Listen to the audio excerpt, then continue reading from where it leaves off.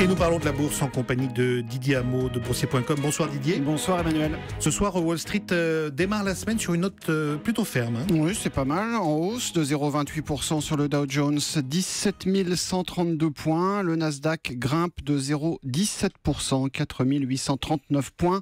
Le marché américain a été animé par l'annonce du groupe informatique Dell qui a confirmé vouloir racheter EMC, le spécialiste du stockage, pour 67 milliards de dollars. Une énorme opération qui profite au secteur technologique ce soir. Texas Instruments prend 0,9%, Intel progresse de 0,2%. Google monte aussi de 0,7% outre-Atlantique. Et puis sur les devises, l'euro se tient bien, encore en hausse, légèrement en hausse, à 1,1365 face au dollar entre banques.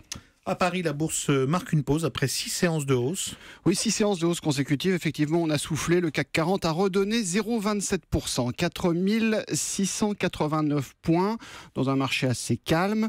Quelques grands noms de la cote ont reperdu du terrain, comme Safran, moins 5% dans le secteur aéronautique. Lafarge Holcim dans la construction aussi, en baisse de l'ordre de 2,5% après des parcours boursiers très favorables ces derniers jours. D'autres valeurs ont mieux résisté, comme dans le secteur automobile, Peugeot et Renault. Le secteur automobile qui a poursuivi sa remontée avec des gains de 2,9% sur Renault et 0,1% de mieux sur Peugeot. Et puis Didier, le secteur pétrolier a redonné du terrain. Oui, le secteur pétrolier qui était nettement remonté la semaine passée. Effectivement, une baisse dans le sillage du Brent. Le baril de Brent revient sur la barre des $50, en recul ce soir de 4%.